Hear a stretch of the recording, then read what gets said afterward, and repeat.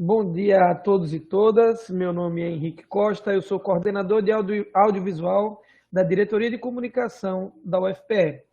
Nós temos o prazer de hoje, aqui no canal oficial da Universidade no YouTube, de apresentar mais uma edição dos Diálogos Sociológicos, hoje a 8ª edição. Gostaria de convidar cada um e cada uma de vocês que está nos assistindo ao vivo ou em algum outro momento a também curtir a nossa página aqui no YouTube e poder ter acesso em primeira mão a outros conteúdos como esse. Bom dia, professor Arthur, bom dia, professor Cristiano, bom dia, professor Roberto. Eu passo agora a palavra para o nosso mestre de cerimônia de hoje, para a dupla, na verdade, né? Professor Arthur e professor Cristiano, mas vou passar a primeira palavra para o professor Cristiano. Bom dia, professor. Vou saindo da tela aqui. Bom dia, meu querido Henrique. Um grande abraço para você. Mais uma vez, desejamos bom dia a todas e todos. Sejam bem-vindas e bem-vindos. O programa de pós-graduação em Sociologia, em conjunto com o Departamento de Sociologia e o apoio da Pró-Reitoria de Extensão e Cultura da Universidade Federal de Pernambuco, realizam hoje, dia 13 de agosto de 2021, a 8ª atividade do ciclo de debates diálogos sociológicos, que contará com a palestra intitulada Bastidores da Era Digital, entregadores de aplicativos na luta cotidiana pela sobrevivência, a ser ministrada pelo querido professor Roberto Veras, a quem a gente tem a imensa honra de receber na manhã de hoje.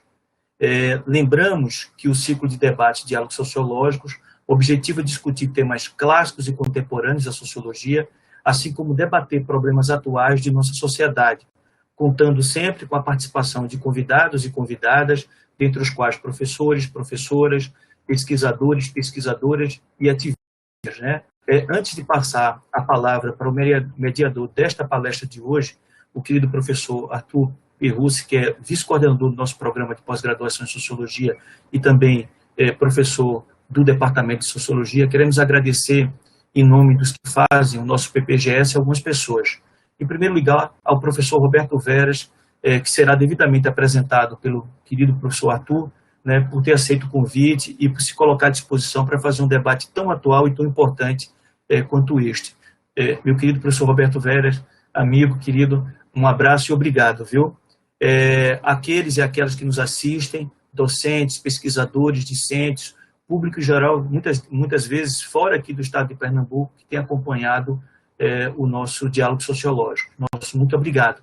A Diretoria de Comunicação e a Coordenação de Audiovisual da UFPE, em nome do professor Bruno Nogueira, do querido Henrique Costa, que está dando suporte aqui, o apoio necessário, está nessa transmissão com a maestria de sempre, o Pedro Luna e o Yuri Monteiro, que tem colaborado também com as transmissões do nosso diálogo.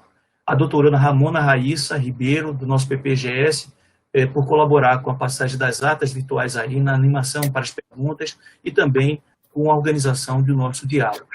E, por fim, a parceria com o radialista Roberto Souza, da Rádio Universitária FM, da nossa querida UFPE, que, por meio do seu valioso programa Redator Comunitário, tem oferecido espaço para entrevistar os nossos e as nossas palestrantes desse evento, assim como divulgar o diálogo sociológico.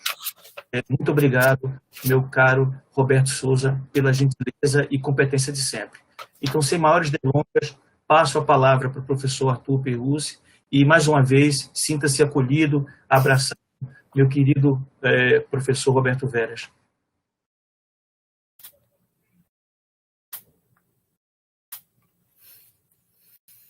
Bom dia, pessoal. Estamos aqui mais num diálogo, já tem um bocado. E vale a pena, para quem quiser, visitar a página e vocês verão os diálogos, as sessões, tudo gravado. É muito interessante, seja para utilizar para as aulas, seja para rever diversas discussões, que são discussões bem amplas, bem interessantes, né, que conservam, de uma certa maneira, digamos assim, problemas ou problemáticas da sociedade civil brasileira.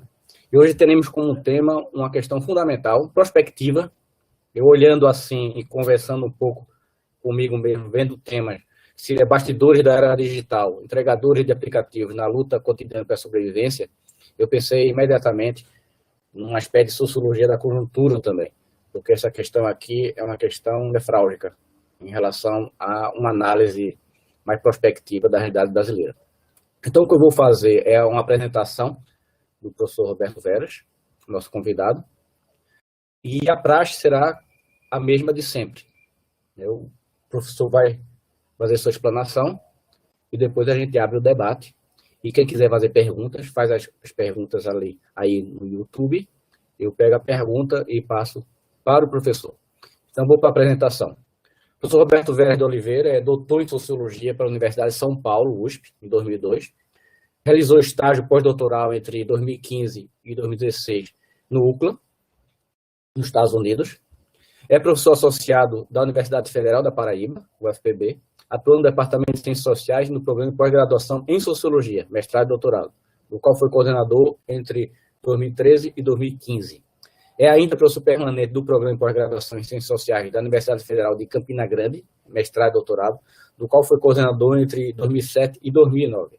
Atua na Sociologia do Trabalho, e suas interfaces com a Sociologia Política e a Sociologia Econômica. As pesquisas, publicações, orientações e participações em eventos se concentram em temas como relações de trabalho, formas de regulação do trabalho, informalidade, sindicalismo, contestação social, qualificação profissional, políticas públicas de trabalho, emprego e renda, economia solidária, diálogo social, cidadania, entre outros. Foi primeiro secretário da Associação Brasileira de Estudos do Trabalho, a ABET, na gestão 2009-2001. Aliás, 2009 e aqui está 2001, então deve ser 2001 a 2009. Foi co-editor da revista da ABET entre 2011 e 2015. É co-editor da revista Política e Trabalho, membro do Conselho Científico da revista científica Compêndio Venezuela e da revista Contexto, da UFMA, Maranhão, e parecerista Arioque da CAPES, do CNPq, e das revistas Caderno CRH, Revista Crítica de Ciências Sociais, Dados, Revista Brasileira de Ciências Sociais, Sociologia e Antropologia, Global Label Journal, entre outras. Foi membro da diretoria da Ampox, biênio 17-18, é membro do Comitê de Assessoramento de Ciências Sociais, CACS, do CNPq 2020-2023. Ufa! Fizemos a apresentação. Agora eu passo, sem maior delonga, para Roberto Veras, que é nosso conhecido aqui, tanto dele como de Cristiano. Eu fui seu colega na UFPB. E a praxe é isso. Esteja à vontade na sua apresentação. Vai ter uma apresentação de slide. E a gente vai deixá-lo com o público sem a nossa imagem, que não queremos afetar o público com essas imagens atrozes de professor Arthur Perrucci e professor Cristiano Ramalho. Bem-vindo, Roberto. Obrigado, Arthur, Cristiano, obrigado a vocês, né, pelo convite, ao PPGS. É uma satisfação estar aqui participando, né, dos diálogos sociológicos, né. Quero também dar boas-vindas ao público, né, uma satisfação estar, então, tendo vocês aqui como ouvintes aqui da nossa palestra, né. Bom, então, já posso aqui compartilhar, né. Vou aqui apresentar um PowerPoint. Só um minutinho. Já estão visualizando? Sim, professor, muito bem, já estão visualizando. Então, muito bem. Né, Arthur já informou o título, né? Cristiano, né, Bastidores da Era Digital, entregadores de aplicativos na luta cotidiana pela sobrevivência. Quer dizer, o que nós pensamos em fazer aqui foi introduzir o tema, né, o tema da era digital e suas implicações para o trabalho e evidenciar uma situação em particular, né, que é um segmento de trabalhadores por aplicativo, que ganhou uma visibilidade muito grande no mundo, no Brasil, né? E pode ser, digamos, uma perspectiva interessante de olhar o que está acontecendo, né, com a sociedade do ponto de vista do desenvolvimento dessas novas formas de organização e enfim, de desenvolvimento tecnológico também, né? Pelo prisma, portanto, dos empregadores. Então, o que nós vamos fazer é, numa primeira parte, nós vamos trazer vários elementos, né, conceituais e perspectivas de abordagem sobre a temática da era digital, né, sobre como ela se desenvolveu, chamando a atenção, evidentemente, para algumas abordagens. E, num segundo momento, nós vamos apresentar alguma coisa de uma pesquisa que ainda está em andamento sobre entregadores de aplicativos na cidade do Recife, né? Então, para trazer, inclusive, essa perspectiva mais próximo do público que está aqui e a gente poder dialogar na sequência. Então, eu vou usar aqui o meu PowerPoint, né, e seguindo aqui as nossas reflexões de maneira organizada, tá certo? Portanto, primeira parte, emergência do novo paradigma técnico-organizacional e suas implicações, né, para o trabalho visto sob várias perspectivas.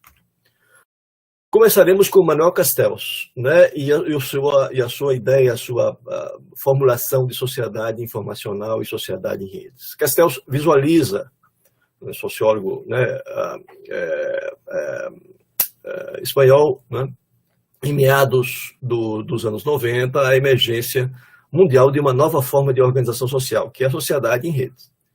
Esta assenta-se em uma nova forma de produção que denomina o autor de economia informacional global, a qual deriva de um novo paradigma tecnológico, resultante da digitalização da rede de telecomunicações, da implementação da tecnologia da banda larga, da melhora do desempenho dos computadores, entre outras inovações, e, do outro lado, de um novo paradigma organizacional, ou seja, baseado na flexibilidade e motivado pelas incertezas causadas pelo ritmo e intensidade das transformações. Uma coisa se associa à outra para formar o que ele denomina de economia informacional global. Na sociedade em rede, adquire centralidade a informação, a comunicação, a inovação, o conhecimento.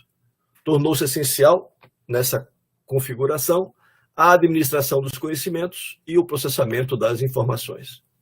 Quantas empresas, cujo modelo são da terceira Itália, do Japão, do Vale do Silício, na Califórnia, elas atuam em rede, como uma teia complexa e intricada de alianças, orientam-se à demanda e não mais pela oferta, como era o caso, digamos, do modelo fordista de organização produtiva, exerce um efeito de descentralização, de horizontalização e não de centralização e verticalização como antes, com maiores oportunidades para as pequenas empresas, né, que se adaptam melhor à flexibilização, né, nesse modelo, mas continua o controle das grandes empresas, né, um controle financeiro, tecnológico e comercial, por meio de um crescente uso da subcontratação das pequenas e médias empresas pelas grandes empresas. O recurso à subcontratação é muito importante para compreender, digamos, a natureza das conexões entre essas empresas, né, na sua conformação em redes. Essas empresas não só se articulam em redes, né, e o autor vai além dizendo que elas se convertem em redes, ou seja, o modo como elas se conectam internamente nas suas diversas partes também adquire a conformação, né, de redes. Incorporam novos métodos de gerenciamento, com influência muito forte aí do toyotismo, o Kanban, o Just-in-Time, o controle de qualidade total, o Kaizen, são todos recursos usados, né, introduzidos, no caso, pelo toyotismo, constituem-se, assim, em o que ele chama de empresas criadoras de conhecimento, ou seja, fazendo um contraste flagrante com a grande empresa verticalizada e o princípio taylorista da separação entre concepção e execução. Portanto, atua neste ponto.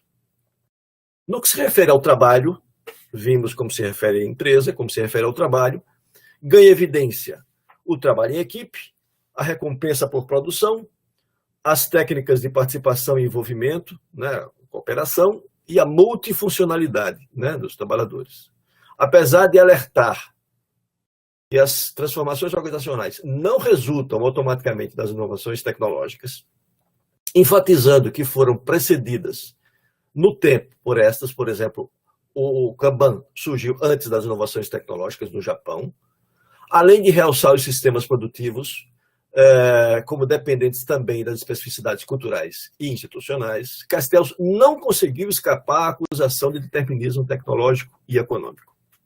Em geral, apesar dos alertas e ressalvas que fez fartamente no seu livro, predominou um certo optimismo com relação às implicações desse novo paradigma social para o conjunto da sociedade.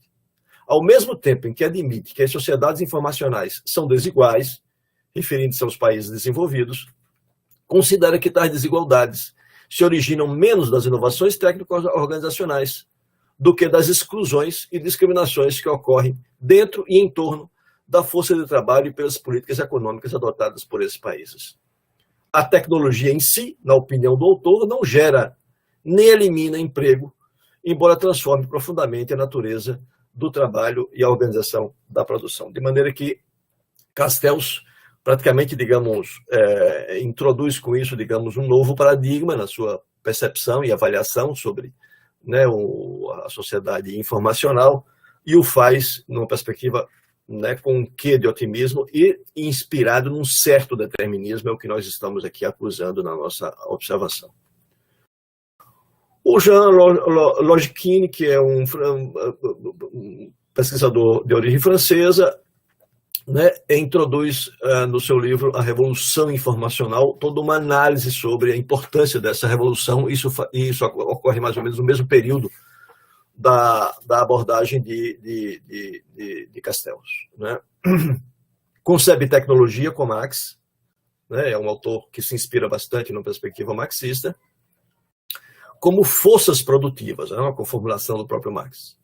Propõe que admitir a dinâmica própria das forças produtivas, que tem um caráter ativo, não é um determinismo tecnológico. Dessa maneira já se defende, né, de uma possível acusação de determinismo tecnológico na sua abordagem sobre a revolução informacional.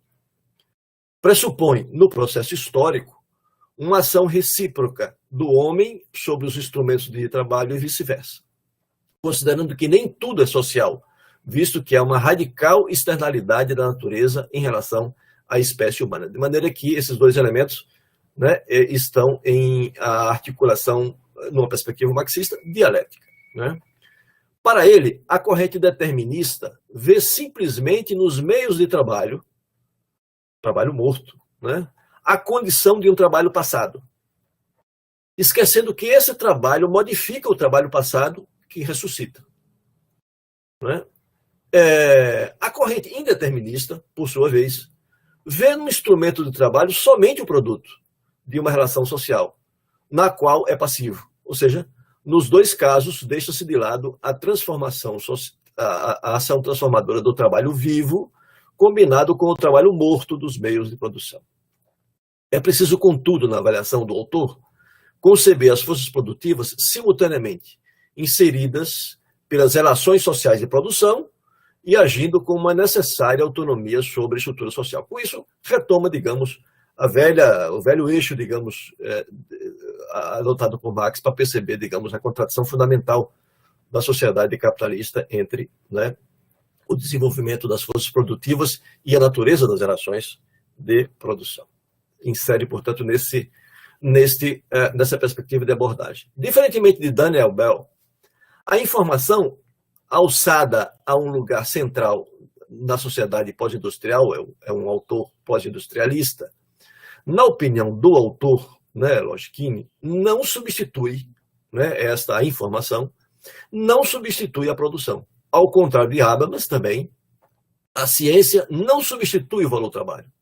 Há, ao invés, uma nova interpenetração entre esses dois polos. Portanto, dialética, como eu já falei. Continua existindo, com Marx, na percepção do autor, Longin, uma distinção entre forças produtivas materiais, forças físicas, naturais, mobilizadas pelo trabalho humano, e as forças produtivas humanas, ou seja, a capacidade de antecipar o resultado do trabalho na imaginação do trabalhador. Ou seja, a atividade física e a atividade cerebral, né, estão, portanto, em interação. E não é possível uma coisa estar separada da outra. Mesmo na sociedade, digamos, submetida, digamos, a um processo de revolução informacional, como é o caso na abordagem do autor. Ou seja, não se pode, com a revolução informacional, supor a separação entre as transformações, a transformação da natureza do grande desenvolvimento das funções informacionais. Não ocorre a substituição do material, né, a transformação, que é a transformação da natureza pelo homem, né, resultado disso, pelo informacional, ou seja, pelo imaterial. A substituição da classe operária por uma classe de trabalhadores de informação. Mas a interpenetração entre funções produtivas e informativas, entre o produtivo e o improdutivo, entre indústria e serviço. O horizonte não é a eliminação do trabalho humano. Ou seja, a Revolução Industrial faz jus à denominação revolução, porque abre a possibilidade de superação da divisão entre os que produzem e os que dirigem a sociedade. O trabalho produtivo e o improdutivo, a indústria e os serviços, o tempo de trabalho necessário e o tempo de trabalho livre. Atividades profissional e doméstica, o espaço público e o privado. Ou seja, há um potencial com a revolução informacional, na perspectiva do autor, de que essas velhas contradições, né, muito afirmadas na sociedade capitalista, historicamente, elas venham a ser superadas. A revolução informacional não é a continuidade da revolução industrial, por isso que é uma revolução, né, mas é uma ruptura com ela. Os novos meios informáticos de trabalho, né, que surgem com a revolução informacional, abrem, na visão do autor, uma nova era na história da humanidade, a da objetivação pela máquina de funções abstratas, reflexivas do cérebro, para além das que antes já fizeram, né, que é a objetivação das funções manuais. O desenvolvimento tecnológico pode ser posicionado, na visão do autor, historicamente falando, em 3 planos. No primeiro, o instrumento objetiva as operações da mão desnuda, ou seja, que guia e dirige o instrumento. O corte, o esmagamento, a modelagem, a raspagem, a escavação, tudo isso está, digamos, na base desse desenvolvimento tecnológico mais importante que acontece, né, na história da humanidade. A máquina-ferramenta sucede esse momento, objetiva, por sua vez, um segundo nível de inteligência humana, no qual a mão deixa de ser instrumento para tornar-se motora, né, referida à inteligência sociomotora. E agora, com a revolução informacional, a máquina informática objetiva um terceiro nível de inteligência humana, que é o da concepção de objetos, a objetivação da inteligência reflexiva. Ou seja, está no plano da concepção, né? Aqui tem um quadro que o autor apresenta, não vou detalhar para não usar muito tempo, né? Mas se refere à revolução, a uma comparação entre a revolução industrial e a revolução informacional, no que se refere a vários elementos das forças produtivas materiais e das forças produtivas humanas, né? Mostrando os principais contrastes entre isso e justificando com isso, digamos, o caráter revolucionário dessa conformação atual. Há, contudo, uma contradição, né? Ou seja, tem todo o potencial que a revolução, né, traz, etc., né, como revolução propriamente, mas há uma contradição entre o potencial da revolução informacional, as potencialidades interativas dos novos sistemas de informação e os seus alcances práticos, seu uso atual, manipulatório elitista, né, e os seus alcances práticos. O exemplo disso é o toyotismo, que está na ponta, né, da introdução dessas novas tecnologias. O toyotismo questiona apenas superficialmente a divisão de trabalho entre os que pensam e os que executam, ao se limitar a um reagrupamento, a uma ampliação, praticamente, das tarefas de diagnóstico, reparação e manutenção, por meio do reagrupamento de máquinas diferentes, que passam a ser supervisionadas por um mesmo operário, né? O que ocorre é a descentralização, entre aspas, né, limitada, portanto, do tratamento operacional da informação, ou seja, neste plano, mas que vem acompanhada da centralização do tratamento da informação estratégica, ou seja, um outro nível de informação. O que cabe no plano digamos, do chão de fábrica é um tratamento estritamente operacional, muito limitado da informação, né? Embora seja já alguma coisa que questiona o terrorismo, ou seja, aquela separação estanque, né, levado às outras consequências entre concepção e execução, né? E, portanto, é um movimento limitado. Do mesmo modo, os chamados grupos semi-autônomos do paradigma sociotécnico, né, da Volvo-Kalmar, né, ou seja, nos países escandinavos, não incorporaram também as tarefas adicionais como prerrogativas para tomar decisão e exercer responsabilidades. Também, portanto, né, há uma divisão entre esses níveis de responsabilidades colocados aos grupos, né, e mantidos, conservados no âmbito da gestão das corporações e das empresas. As desconcentrações parciais das multinacionais permaneceram, evidentemente, muito tímidas, né, nesse movimento. Portanto, né, com isso, realça esta contradição. Mas com a revolução, por outro lado, com a revolução informacional, as múltiplas articulações entre fabricação e departamentos de estudos das empresas põem em causa a circulação linear unívoca da informação. O que ele está dizendo é que esse potencial é muito real. E ele questiona essas limitações.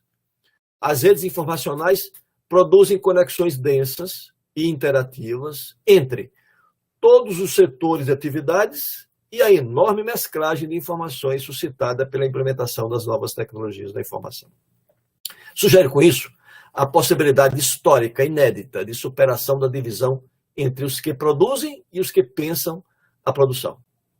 Isso, mais cedo ou mais tarde, na opinião do autor, entra em conflito com a concentração de informação e de decisão estratégica, assim como com a mercantilização dos meios de comunicação. A apropriação privada e o monopólio social da informação são fontes de ineficácia e paralisia, mesmo para quem os monopoliza. A informação mais rica está na base da empresa e aí permanece, não chegando ao topo. Ou seja, com Marx, identifica-se assim, na realidade presente, potencialidades, condições dadas atualmente que condicionam o futuro. Pode ser lido essa perspectiva do autor, né, como um outro tipo de otimismo, não mais com relação às realizações das inovações tecnológicas, mas como as potencialidades da revolução informacional. E uma reafirmação também, por outro lado, de um certo determinismo, tomando a marcha das inovações técnicas como fator principal da transformação social. O Arun Sundararajan e a economia de compartilhamento, né? Share Economy, é uma outra perspectiva de abordagem sobre o tema, digamos, mais atual, já nos anos 2000. O autor documenta e analisa, com bastante entusiasmo também, né, a emergência na primeira década do novo milênio de novos modelos de negócios e experiências de consumo, ativados por tecnologias digitais, né, são experiências pioneiras surgidas, as primeiras, né, foram surgidas nos anos 90. As propriedades apenas para uso pessoal, as empresas com sedes físicas, dinheiro em papel, trabalhadores assalariados situados em um local determinado, tudo isso estaria sendo substituído, na avaliação do autor, por acesso compartilhado, trocas virtuais, dinheiro eletrônico, trabalho flexível por demanda. Portanto, ele está se referindo aqui a uma nova experiência, digamos, social no plano da economia, né? Que tem vindo com as inovações tecnológicas e está produzindo a conformação de um novo paradigma, né, econômico e social. A multidão, crowd, né, substitui as corporações no cerne do capitalismo. Uma profunda mudança está acontecendo relacionada ao uso de tecnologias digitais. Trata-se da reedição, né, tem algo de novo e tem algo de velho aí, da reedição, agora sob a mediação de tecnologias digitais, de formas de trocas econômicas diretamente entre indivíduos, peer-to-peer, que eram comuns antes da Revolução Industrial, nos limites de uma comunidade, e que agora adquirem um alcance global, né, e que implica num compartilhamento, né, de trocas com estranhos. Mas não são trocas de economia do dom, apesar do elemento de colaboração e de compartilhamento que ele encerra, que ele traz, visto que são mediadas por dinheiro, ou seja, estão referidas e reportadas ao mercado, ao mesmo tempo em que envolve este elemento de colaboração, né? No que se refere a espaço, hospedagem, carro, carona, comida, dinheiro, serviço, etc. São várias as modalidades. Algumas características destas modalidades de negócios, né, e experiências de consumo estão amplamente voltadas ao mercado, né, e dessa maneira potencializa esses mercados. Né, tem um elemento de capital de alto impacto, que significa que eles levam à utilização das plenas capacidades e as últimas consequências, né? Ou seja, a capacidade instalada, que não é só das fábricas, mas o que as pessoas, né, possuem, elas passam a ter uma utilização potencializada. Redes de multidão, em vez de instituições ou hierarquias centralizadas, né? De onde prioritariamente surgem as ofertas de capital e de mão de obra, na percepção do autor. As fronteiras pouco definidas entre o profissional e o pessoal, com a comercialização de atividades que antes eram pessoais. Né? Então, mais ou menos a coisa começa, né, pelas relações pessoais, se profissionaliza, mas mantém esse toque pessoal e amador. Fronteiras pouco definidas entre emprego pleno e casual, entre relação de trabalho com ou sem dependência, entre trabalho e lazer. Né? Os empregos de tempo integral são assim substituídos por contratos de prestação de serviços. Uma configuração rizomática, ou seja, organizada na forma de redes, ao invés de linear e hierárquica, né, é capaz de ser compartilhada, dependente de redes digitais avançadas e atuando em escala global. O padrão é peer-to-peer, né, um novo modo de produção, de propriedade e de governança. E baseado num princípio de equipotencialidade, ou seja, onde todos podem participar. Baseia-se em um novo tipo de confiança. Nesse caso, agora, não mais aquela confiança que se estabelecia entre conhecidos na comunidade, mas agora uma confiança que se estabelece entre desconhecidos no plano da aldeia global. Possibilitadas pela massificação recente do smartphone, da disponibilidade de banda larga, da existência de redes sociais, forjando a cultura da confiança online, né, que é fundamental para que esse tipo de experiência tenha efetividade. Mais recentemente, e esse é um detalhe que o autor introduz, embora não desenvolva com todas as suas consequências e contundências, mais recentemente a máquina capitalista dos mercados deu ganhos de escala extraordinários para tais compartilhamentos. Eles não surgiram por iniciativa do capital, mas evidentemente, digamos, uma vez se disseminando, se desenvolvendo, como por exemplo poderia acontecer com a economia solidária, né? Chamou a atenção, né, e se tornou, digamos, um alvo dos investimentos e da atuação das empresas capitalistas. As novas empresas vêm mobilizando imensos volumes de capital para investimentos no setor. Surge um potencial de transformação radical da economia, né, por meio do financiamento, produção, distribuição, consumo, serviço, infraestrutura, regulação, etc. Por isso também se fala em capitalismo de multidão, crowd-based capitalismo, que vem tornando popular marcas como eBay, Uber, Lyft, Airbnb, né, BlaBlaCar, GetAround, TaskRabbit e Tubis. Outras denominações, Gig Economy, Peer Economy, On-Demand Economy, entre outras. As plataformas, e esse é um ponto muito importante dessa, digamos, introdução, né, do modo como o capitalismo entra e acessa essas experiências mediadas por plataformas, né? Já, portanto, é por essa via que o capitalismo vai encontrar a porta de entrada, né, para potencializar e se apropriar, evidentemente, desse tipo de experiência, né? Pode representar uma nova estrutura para se organizar a atividade econômica. É por aí que o autor vai, né?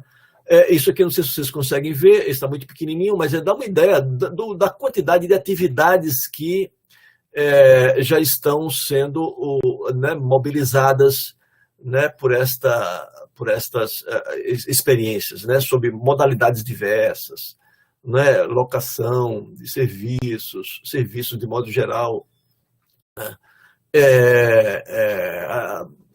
setor de alimentos, enfim, né, transportes, etc., né, telecomunicações e assim por diante. Quanto à importância das plataformas nessa modalidade de negócios e experiência de consumo, né, alguns elementos, né, a destacar. Permitem a disseminação de um tipo de terceirização, e esse é um dado muito importante, é uma terceirização com a multidão. Uber e Airbnb, por exemplo, são operações gigantescas, né, de micro-terceirização com microempreendedores. Não é só possível com essas plataformas, esse tipo de operação em escala global, estimulam a inovação aberta, né, segundo a percepção do autor, né, e aí tem uma visão bastante também entusiasmada, nas suas formas diversas, porque são diversas essas formas, né, são configurações situadas entre o que ele chama de mercado, né, ou seja, os locais onde as pessoas compram e vendem, onde há ali uma concorrência, né, onde há ali, né, trocas econômicas, e a hierarquia, né? Ou seja, as empresas, as organizações, né, empresariais, governo, outras organizações que interferem nos mercados, coordenando e administrando as operações. Então, né, são configurações situadas entre uma coisa e a outra. Algumas parecem com mercados, facilitando o empreendedorismo. Outras parecem mais com hierarquias, utilizando prestadores de serviços. Possibilitam a combinação entre produção em escala e a pequena produção. Comportam formas híbridas na prática, né? Ou seja, uma entidade comercial que alavanca a geração de valor a partir de uma atividade de economia compartilhada. Ou pode acontecer o contrário. Uma atividade com esse caráter, né, de economia compartilhada forma uma entidade comercial, ou seja, evolui nessa direção. Tal distinção é, na opinião do autor, contudo, cada vez menor, né? Ou seja, há uma imbricação cada vez maior entre uma coisa e outra. Além das empresas de maior visibilidade, por exemplo, como a Airbnb, a economia compartilhada conta e é suportada por empreendedores na base da plataforma, empresas micro com alcance macro. A nova tecnologia de base de dados, a blockchain, né, que possibilitou, por exemplo, a criação do Bitcoin, né, por meio de um processo de validação de transações, torna a multidão criadora dos mercados. Estimula a mudança no padrão de consumo e a democratização das oportunidades econômicas. Portanto, né, uma visão bastante entusiasmada. Quanto ao futuro do trabalho, nessa visão, considera que não é necessariamente óbvio que seja inferior ao padrão até então em vigência nos países centrais, né? Pode ser mais do que flexível e incerto, que é o que se caracteriza mais fortemente, digamos, as tendências no padrão de relações de trabalho, né, na contemporaneidade. Mais do que isso, na leitura do autor, né, pode significar um empoderamento, né, ou seja, tem um efeito empoderador dos trabalhadores. Muitos serão convertidos de assalariados em donos de capital, né, promovendo um crescimento inclusivo. Uma tendência é a da fragmentação. Uma outra tendência associada a essa é a da fragmentação das tarefas espalhadas pelo mundo, né? As microtarefas, né? Que podem ser executadas no tempo livre das pessoas, no lazer, né? Etc. E estar empregado ou desempregado sob essa condição é um status cada vez mais difícil de ser determinado. Situações mais comuns: um microempreendedor, empregado ou não, um freelancer simultâneo, um freelancer fixo, ou seja, há várias modalidades de relações de trabalho que vão passar a ter vigência com essas formas de negócios. Os efeitos dessas novas modalidades de negócios para o trabalho são desiguais, diferenciados, para ocupações e regiões diferentes. É preciso que as cortes do mundo inteiro, na opinião do autor, para que, digamos, haja uma regulação adequada dessas novas formas de produção e de consumo, é preciso que as cortes do mundo inteiro substituam os parâmetros da velha economia pelos da nova economia, assumindo novas definições sobre as prestações de serviços mediadas por plataformas, já que se trata de uma nova economia que está gerando oportunidades e catalisando a inovação. É preciso, né, afirma o autor, a necessidade de dissociar rede de seguridade social e emprego em período integral, ou seja, esses dois elementos que estiveram historicamente, especialmente ao longo do século XX, digamos, bastante associados como possibilidades de construção de um estado de bem-estar social, de uma sociedade de bem-estar social no âmbito do capitalismo. É preciso, sob esse novo registro, portanto, dissociar essas duas coisas, né, algo que precisa ser adotado de maneira gradual e cuidadosa. As limitações atuais das leis trabalhistas não permitirão que surja uma solução no mercado, né? Ou seja, aqui há uma possibilidade de criação de uma terceira categoria, a de prestador de serviço dependente ou empregado autônomo. Então, a ideia é que é preciso estimular o empreendedorismo, o trabalho autônomo, ao mesmo tempo em que vão sendo criadas formas de seguridade social que não estão, por sua vez, mais associadas ao emprego, senão à condição de trabalho autônomo. Essa é uma fórmula que não foi encontrada ainda, mas é uma perspectiva adotada pelo autor.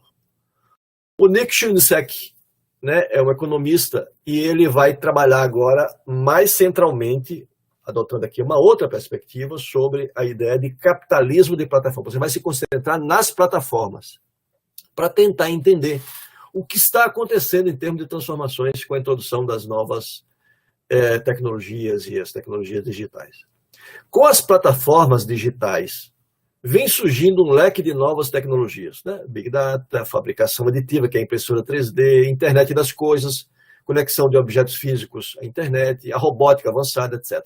A economia digital vai além do setor de tecnologias da informação, através dos setores tradicionais, da manufatura, do serviço, transporte, mineração, telecomunicações, ou seja, não se constituiu como um setor à parte, senão como um setor que influencia, penetra e atravessa cada vez mais os demais setores, o conjunto da economia, impregnando de novos elementos de referência organizativa e tecnológica.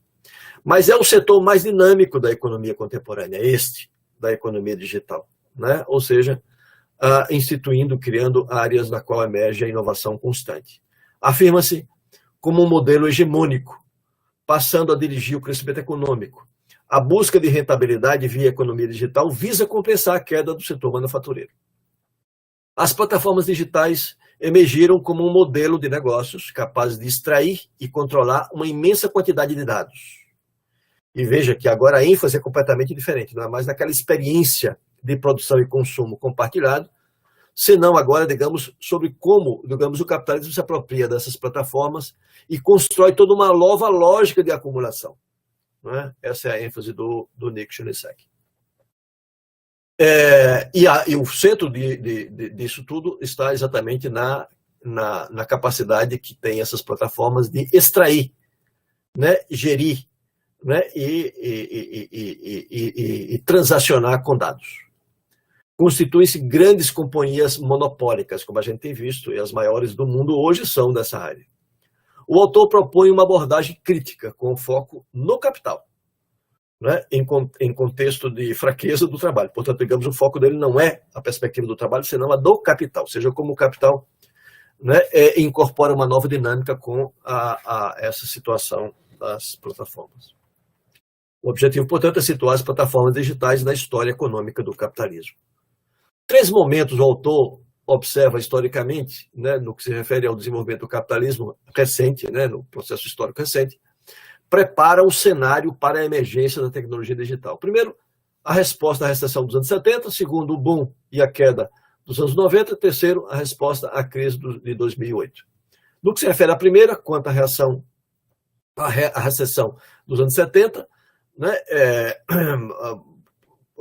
foram bastante marcantes os esforços para reativar os negócios via incorporação de novos modelos produtivos, toda a reestruturação produtiva que ali aconteceu, né, que teve como um dos vetores, né, a compressão dos custos laborais, né, ataque aos sindicatos, né, e o recurso à terceirização como um dos recursos mais importantes, né, da reestruturação produtiva.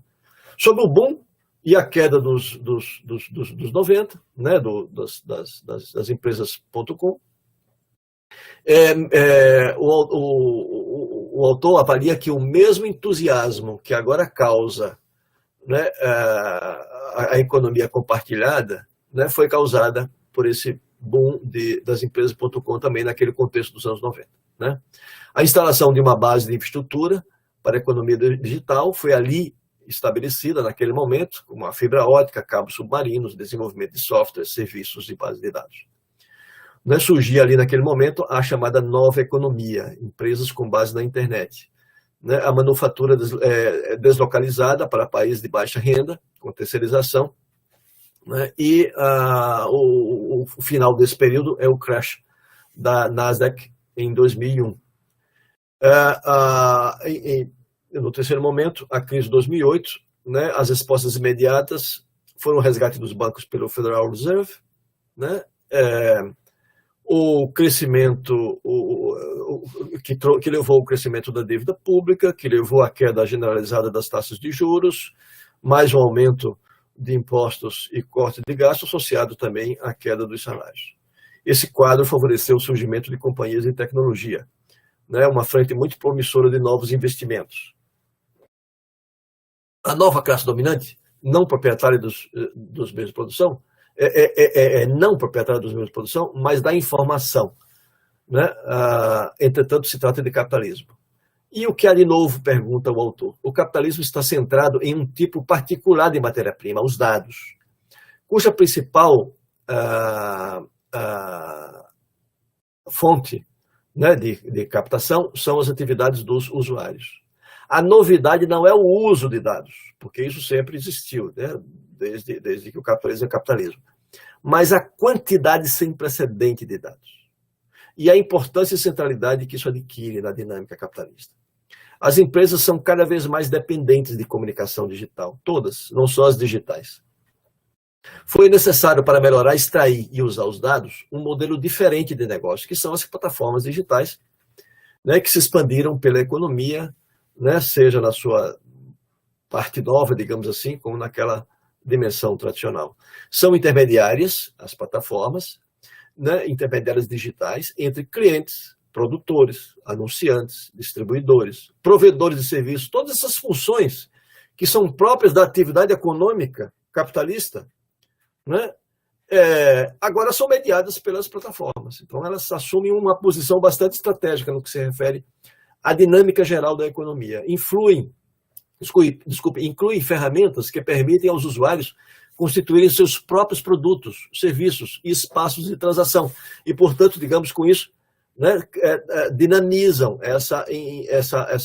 o modo de inserção, né, das pessoas na dinâmica econômica, estimulando esse elemento ideológico do empreendedorismo, da autonomia e tudo mais. Nessa posição, encontra-se em situação muito privilegiada para coletar dados. Exemplo, Google, Uber, Facebook, etc. Cada vez mais, os negócios estão sujeitos à mediação das plataformas, em geral. Né? Há aí também um efeito de rede. Né? Quanto mais numerosas são as pessoas que fazem uso das plataformas digitais, mais valiosa se torna a plataforma. Mais usuários geram mais usuários. Mais dados são gerados. Tendência natural à monopolização. Essa é a tendência geral dessas empresas. Por isso que elas se tornam grandes, né, corporações mundiais. Há um crescimento, e, portanto, isso questiona bastante digamos, a tendência de democratização, de horizontalização, que, né, e muito justificou, digamos, a implementação desses negócios.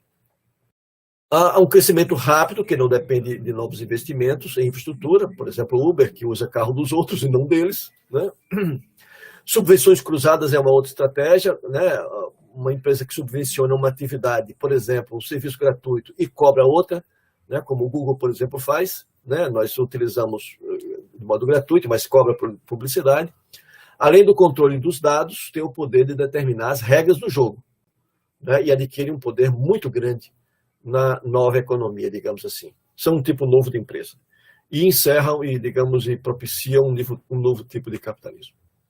Há 5 tipos de plataformas. Essa é uma contribuição importante do Shinseki, né, que é, digamos, essa tipologia interessante para a gente entender essa confusão e né, quantidade imensa de novas plataformas que surgem pelo mundo afora.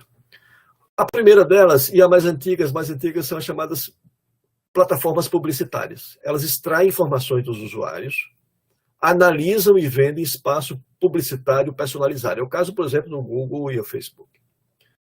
Um outro tipo de plataformas são as chamadas plataformas de nuvens.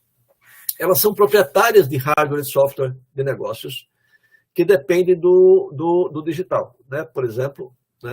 E as arrendam. Né? Então, elas têm grandes estruturas, né, grandes capacidades para processar informações, o que é uma coisa muito importante. A Amazon, por exemplo, Web Services, a Salesforce, por exemplo, são empresas que fazem isso. A Amazon foi a pioneira e a mais importante nesse setor. Tem também as industriais, que produzem hardware e software, que se necessita para transformar a manufatura tradicional em processos conectados digitalmente. A GE, Siemens, Intel, Microsoft, etc., são empresas que estão produzindo, né, esses equipamentos e o fazem em total conexão com os usuários. Sejam empresas, sejam, né, as pessoas. Há também, digamos, e a gente quando está operando vocês sabem que quando nós estamos operando, estamos fornecendo informações para essas empresas, inclusive, continuarem elaborando seus produtos.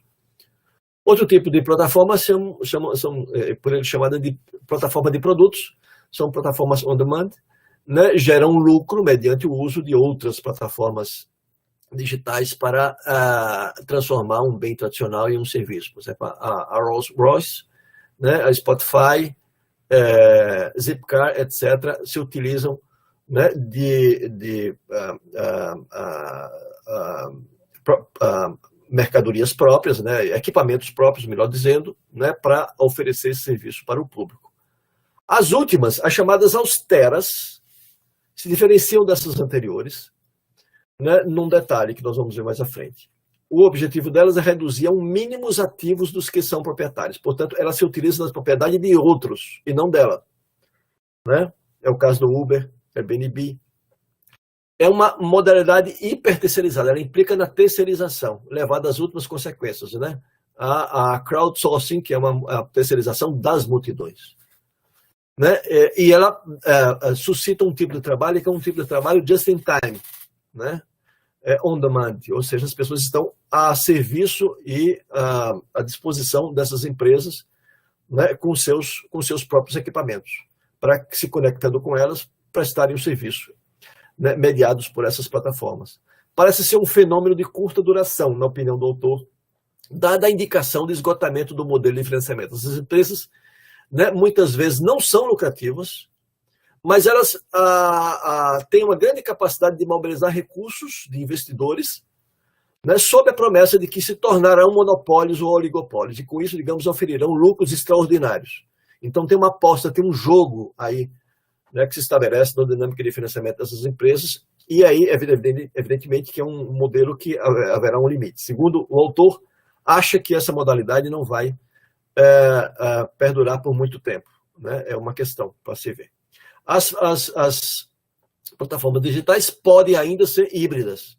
Por exemplo, a Amazon, né, tem uma seção de e-commerce, logística, nuvem, trabalho temporário, crowdsourcing, por exemplo, da Mechanical Turk, né? Então, a microtarefa que a Amazon opera, né, a partir de milhões e milhões de pessoas pelo mundo afora.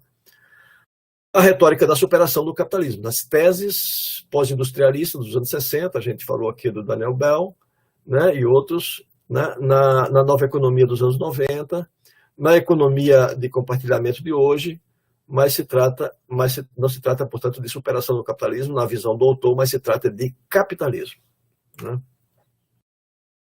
A última autora que a gente traz aqui para trazer elementos para a gente pensar sobre o que está acontecendo, né, no campo das inovações tecnológicas e organizacionais, e, consequentemente, em mudanças de padrão societário, né, é a Ursula Hills, né, e o seu conceito de cybertariado. Nesse caso, a abordagem da autora vai se concentrar principalmente sobre a perspectiva do trabalho, as implicações disso para o trabalho, né. Com isso, ela traz elementos bastante interessantes, também se coloca numa perspectiva marxista, a exemplo de alguns dos autores que a gente citou, e diferentemente de outros aqui, e parte da seguinte questão, né? Ainda é possível usar a teoria do valor de Marx na atualidade, e com isso ela vai desenvolver algumas reflexões que podem ser interessantes para compreender os fenômenos atuais.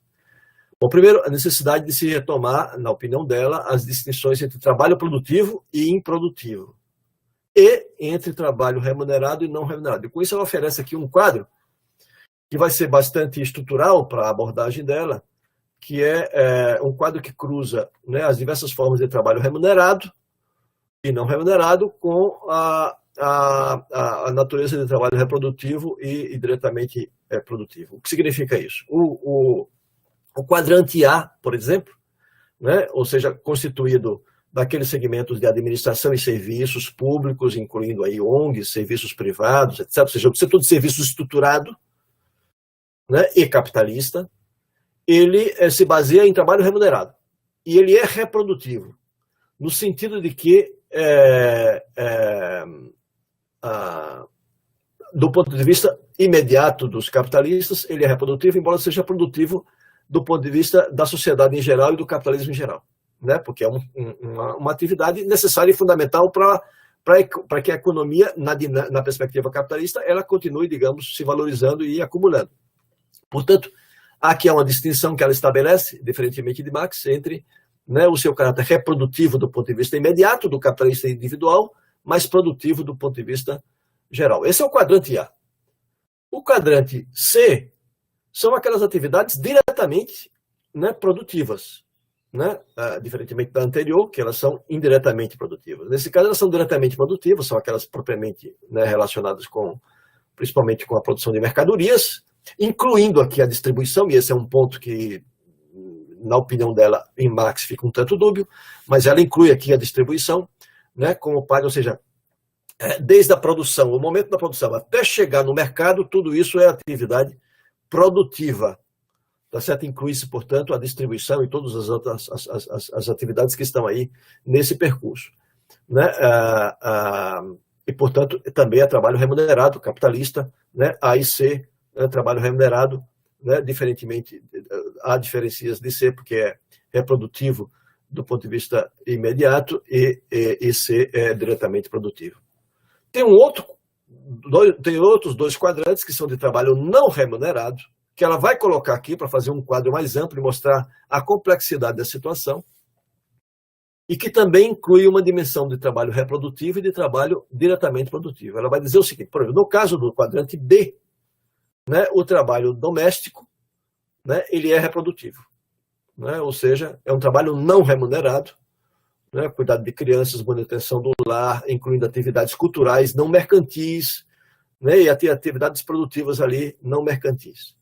Tudo isso, digamos, é um trabalho não remunerado que está colocado muitas vezes nesse plano aí das atividades, né, domésticas, e que é não remunerado e reprodutivo. Mas há um outro tipo, e esse é novo, ela desenvolve em vários textos, né, há um outro tipo de trabalho que é produtivo, diretamente produtivo ao capital, entretanto não é remunerado.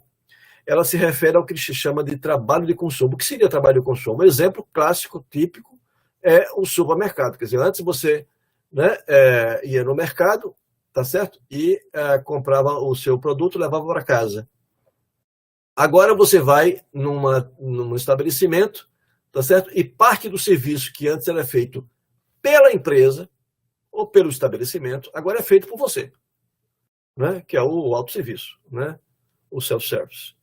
Então, isso é um trabalho, né, que foi externalizado, né, um custo que foi externalizado na forma do trabalho de consumo para o consumidor, né, e que faz parte das práticas sociais de hoje, né, econômicas e sociais de hoje, mas é algo que, digamos, está diretamente vinculado à produção de valor, né? Portanto, trabalho produtivo. Há uma quantidade considerável de trabalho não remunerado que produz valor diretamente para o capital, sem com isso contribuir para a subsistência do trabalhador, né? O trabalho de consumidor, trabalho de consumo. Há, por outro lado, trabalho remunerado, né, e que contribui para a subsistência sem criar valor diretamente ao capital, né? Que é o quadrante A, né? Tal percepção implica uma ampliação da concepção de Marx sobre o tema, né? Apenas as atividades diretamente voltadas para a produção de valor, né, que é o quadrante C, é um tratamento realizado diretamente para um empregador capitalista, para um trabalhador que depende desse trabalho para a sua sobrevivência. No caso, aquele quadrante A, né, dos serviços, foi base de grande questionamento nos anos 60 e 70, sobre a exclusão dos que se viam como parte da classe trabalhadora. Relação indireta com a produção. Trata-se de um segmento altamente diferenciado, né, heterogêneo, né, emprego doméstico, por exemplo, inclui emprego doméstico, inclui remunerado, né, pequenos produtores de mercadorias, né, empregos do Estado, né, serviços em geral. Atualmente, né, esse setor de serviços, etc., sob intenso processo de mercadorização, né, arrasta para si, né, ou seja, se tornaram produtivos na percepção da autora. Essa mercadorização também desloca, né, aquelas atividades que são domésticas para D, ou seja, para atividades de consumo, trabalho de consumo. De produção direta de valor de uso para a família, desloca-se para a compra de mercadorias no mercado em uma relação direta com a produção capitalista. Tem havido também mudança de C para D, ou seja, né, trabalhos que são externalizados na forma de trabalho de consumo. Né, trabalho antes remunerados pelo capital e que agora são externalizados e são gratuitos para o capital, de C para D, com as empresas externalizando tarefas para o consumidor. Medidas de austeridades, né, no caso atingindo o serviço público, por exemplo, estão levando a uma mudança da atividade do quadrante A, serviços, né, para o quadrante B, ou seja, passam a ser realizadas no plano doméstico, né, gratuitamente assumidas a responsabilidade pelas próprias pessoas. Vocês vejam que esse quadro permite, né, fazer vários exercícios e observar várias tendências de uma maneira muito complexa e rica, com a introdução, inclusive, das chamadas novas tecnologias. Uma tipologia do trabalho, da sua relação com o capital, não deve resvalar para uma tipologia dos trabalhadores de classe, visto que a maioria dos trabalhadores se envolve em diferentes tipos de trabalho remunerado e não remunerado. Ou seja, os trabalhadores, as pessoas, circulam um pouco por aí, e é muito difícil você, digamos, sedimentá-las em algum lugar e, com isso, estabelecer uma marca, né, sobre os tipos de trabalhadores, quando, né, os trabalhadores circulam por diversos tipos de trabalho. Quanto ao trabalho digital, não está separado dos demais. Não é prova de uma atividade econômica baseada no conhecimento imaterial. É só expressão da complexificação da divisão do trabalho. Com isso, questionando, né, essa perspectiva do trabalho imaterial, substituindo o trabalho material. A despeito de ter havido grande expansão do trabalho não material, de rotina e não qualificado, da atividade virtual, tal atividade virtual é ainda dependente de uma base altamente material, de infraestrutura física e de mercadorias manufaturadas. Por exemplo, as plataformas digitais não existiriam sem computadores, sem grandes sistemas instalados, infraestrutura, né, enfim, né, toda essa infraestrutura de cabos submarinos, de fibra ótica e tudo mais. Tudo isso é material, né? E, portanto, digamos, uma coisa não está separada da outra, nesse sentido, né? Que papel o trabalho digital desempenha no capitalismo global? Há 3 modos das empresas capitalistas gerarem lucro: renda, comércio e mais-valia, sendo que as 2 primeiras existiram também em outros sistemas. O lucro de empresas, por exemplo, como Google e Facebook, não vem da mais-valia, mas da renda, na medida em que eles não geram valor, né? Mas, digamos, arrendam, digamos assim, os seus espaços de gestão. Como as fronteiras entre produção, consumo e distribuição são borradas, nessa perspectiva, né, a mesma atividade pode ser realizada indistintamente por trabalhador remunerado e não remunerado. O que acontece quando o trabalho não remunerado do consumidor substitui aquele do trabalhador assalariado produtivo? Todas essas atividades devem ser consideradas produtivas, embora sem relação direta como no caso do quadrante C. O trabalho não remunerado, reprodutivo, conforme denominado pelo feminismo, né, incluindo aqui o trabalho de consumo, pode ser considerado como gerador de mais-valia?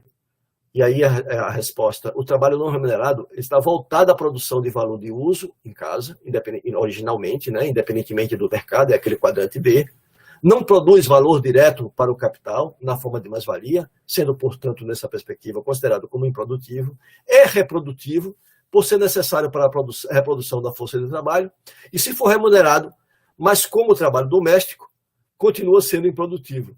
Se sob mediação de empresa, é improdutivo, passando de A para C.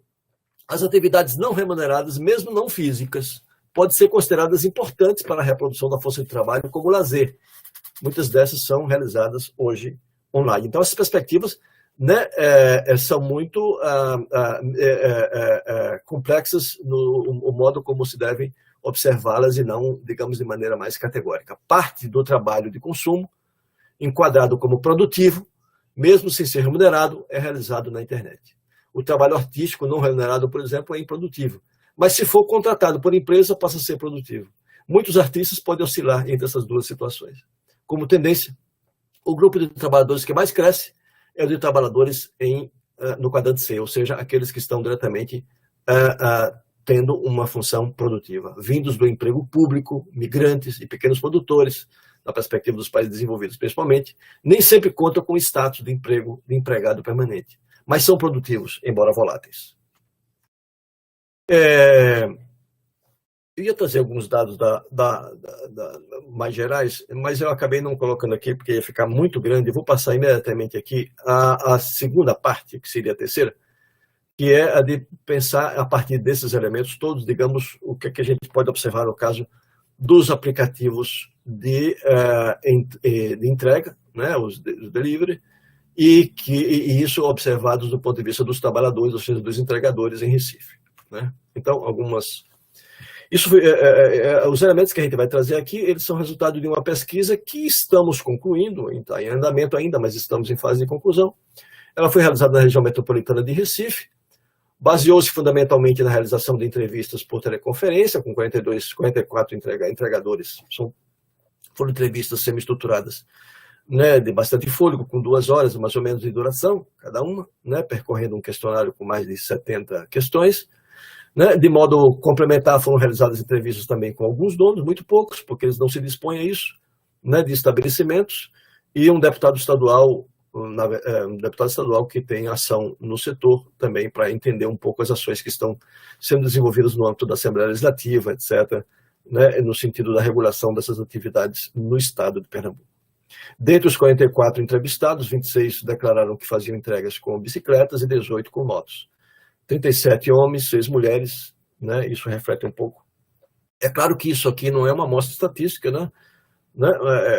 É uma amostra aleatória de entregadores, mas, digamos, com essas entrevistas semi-estruturadas, com bastante fôlego, foi possível aprender bastante aspectos da dinâmica do trabalho dessas pessoas. Então, os entregadores do Brasil e Recife, né? Em todo o país, no contexto da crise iniciada em 2015, que se agravou com a pandemia, grandes contingentes de trabalhadores, especialmente jovens, que buscavam ingressar no mercado de trabalho ou se encontravam desempregados, ou ainda que atuavam como autônomos em outros segmentos, encontraram nos serviços de entrega de mercadorias, alimentos, bebidas, remédios, entre outros, né, mediadas por plataformas, uma nova opção de ocupação e renda. Isso aconteceu, né, com milhares e milhões de pessoas. Então, né, algumas das principais plataformas de entrega, né, que vocês conhecem muito bem, todo mundo já usou, etc.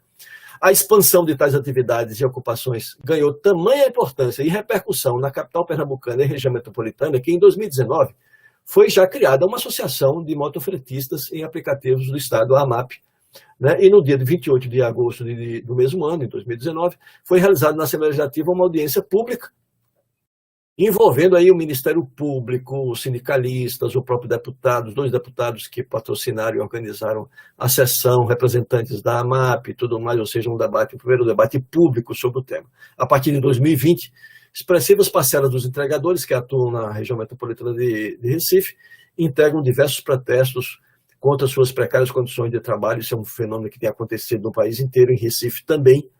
Né, em plena pandemia, explodiu no país o chamado, em meados do ano passado, né, um dos principais movimentos foi o break dos apps, né, protestos de rua de entregadores de aplicativos. Né, e aí tem várias situações que, um pouco, né, uma ilustração.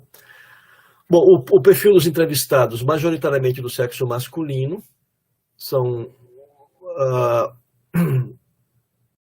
não brancos, muito jovens, com ampla predominância de um nível mediano de escolarização, isso normalmente nível médio, né, portanto, ensino médio, quase igualmente distribuído entre casados e com união estáveis, união estável e solteiros, e distribuídos mais ou menos equitativamente, com a predominância maior entre evangélicos, mas também sem religião e católicos.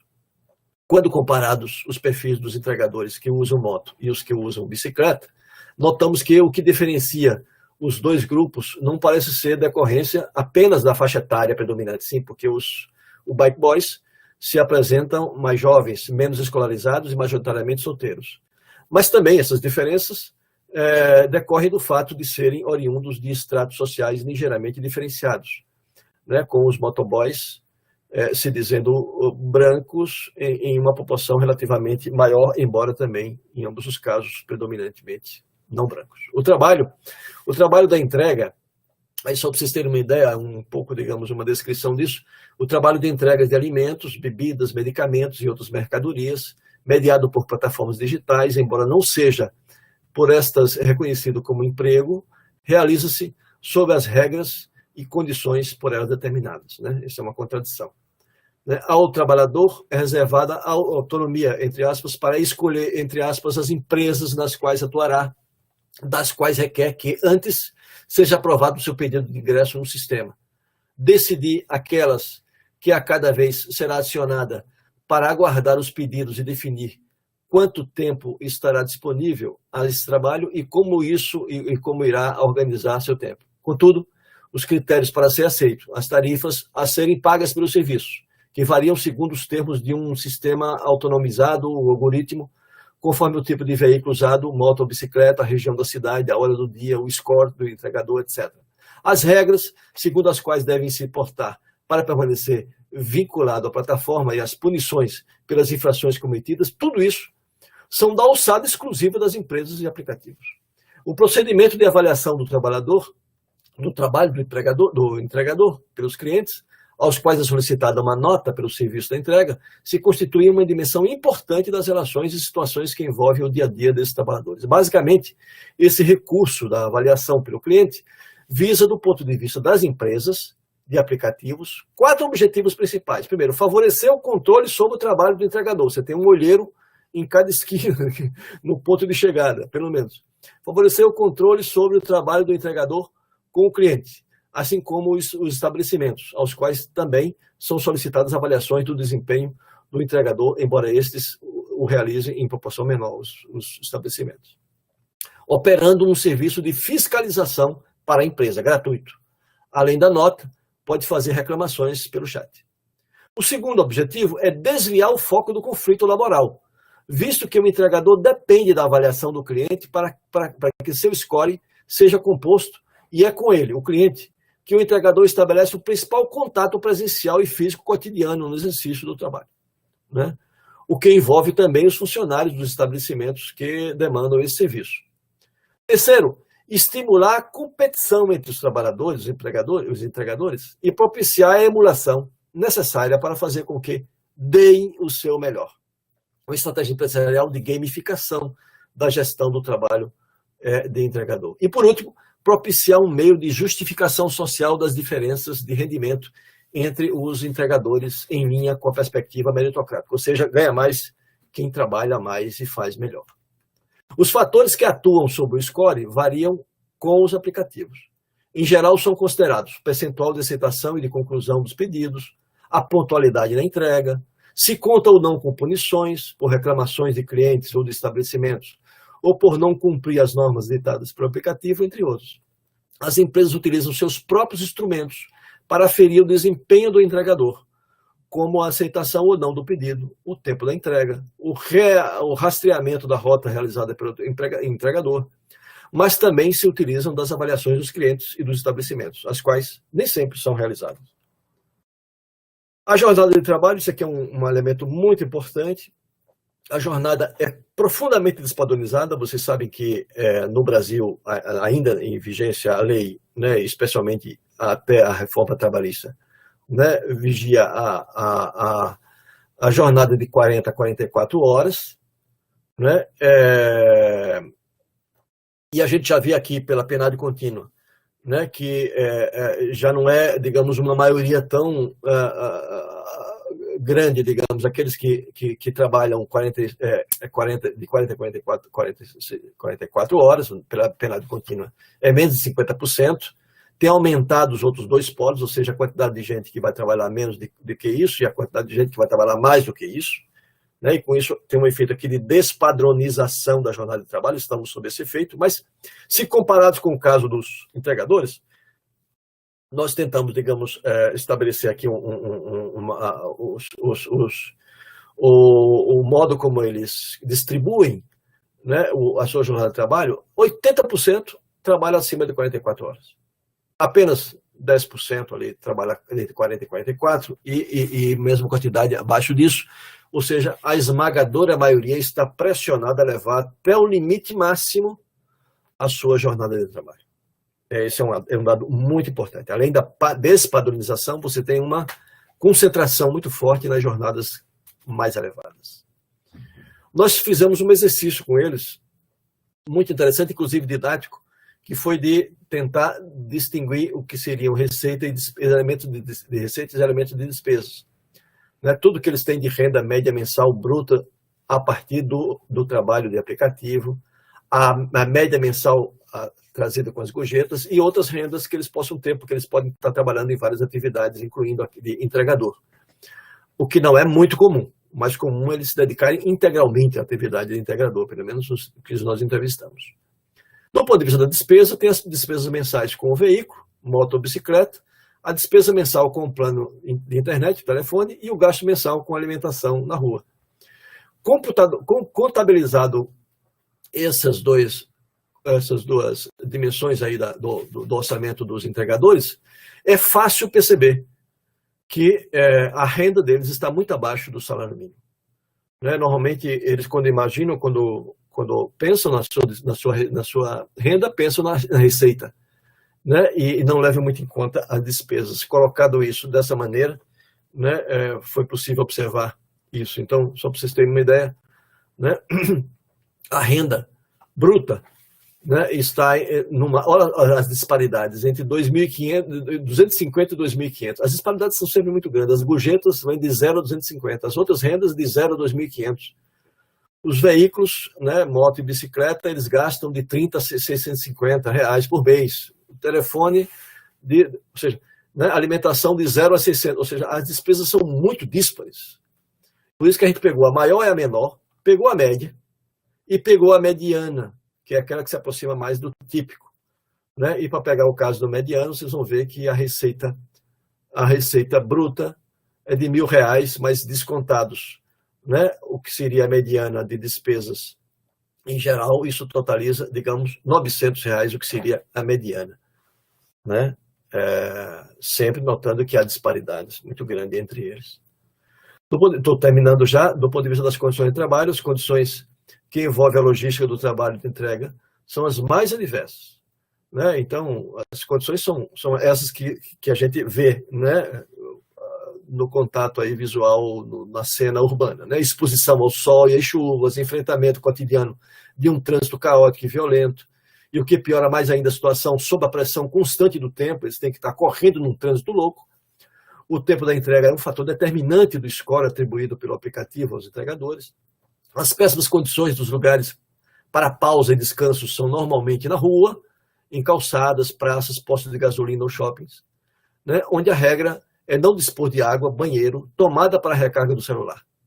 As também impróprias condições dos espaços reservados aos entregadores pelos estabelecimentos demandantes, enquanto esperam a mercadoria ser entregue.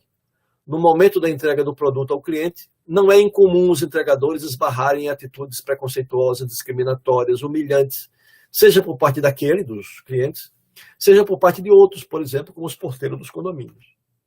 O entregador só consegue potencializar seu tempo e, com isso, diminuir o tempo morto, né, que nesse regime de trabalho é responsabilidade completamente sua, esse é um dado muito importante, ele é contratado para executar a tarefa, on demand.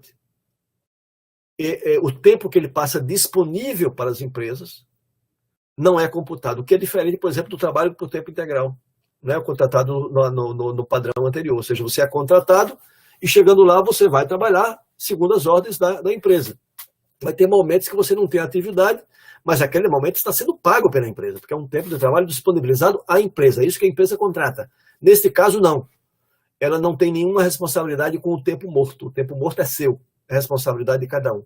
Para potencializar a diminuição disso, o que eles fazem? Eles se vinculam a várias plataformas ao mesmo tempo e se mantêm logados, como eles chamam, né, as empresas o tempo inteiro. Então, estão ali o tempo inteiro atentos para ver quem chama primeiro e pode sair correndo, né, para uma entrega enquanto é chamado para outra, e vão ter que ter muito cuidado ali, porque se ele recusa, ele pode ser punido e diminui o score. Ou seja, vocês imaginam, ele está administrando. Essa é a autonomia que ele tem para administrar a sua agenda e o seu trabalho. Está certo? Nessa loucura. Todos os entrevistados disseram que o trabalho por aplicativo é uma atividade que envolve riscos, tanto do ponto de vista do trânsito, como do ponto de vista, né, de assaltos, da segurança mesmo, etc. e tal, né?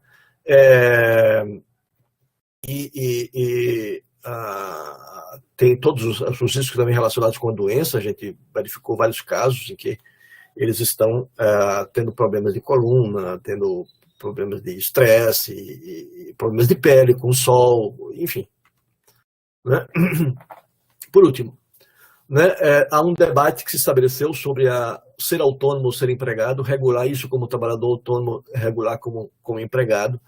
Né, pelo mundo afora, há várias ações exigindo que as empresas reconheçam esses trabalhadores como sendo trabalhadores, né, empregados das empresas, né, porque elas estão submetidas, são trabalhadores submetidos às empresas, embora não sejam assim reconhecidos.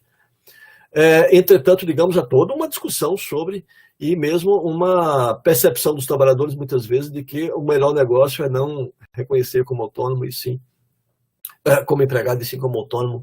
Há toda uma campanha no sentido de valorizar a ideia de empreendedorismo, etc. E esses trabalhadores muitas vezes assim se sentem. Né? Então, perguntado sobre se, tendo opção, prefere emprego ou carteira assinada ou trabalho como autônomo, quase metade apontou a primeira e 1/3 a segunda. Os 20% restantes respondeu que a escolha dependeria das situações concretas. De modo a apurar melhor a percepção dos entrevistados sobre esse tema, foi-lhes perguntado qual sua opinião sobre como deveria ser regulamentado o trabalho do entregador por aplicativo no Brasil, se como empregado seletista ou como autônomo. A opção pela primeira alternativa foi a posição expressa por mais da metade, enquanto 1/3 disse preferia a segunda, ou seja, como autônomo, e poucos disseram não ter opinião formada. Então, são esses os elementos que a gente queria trazer. Eu peço desculpas, acho que eu falei muito. Né?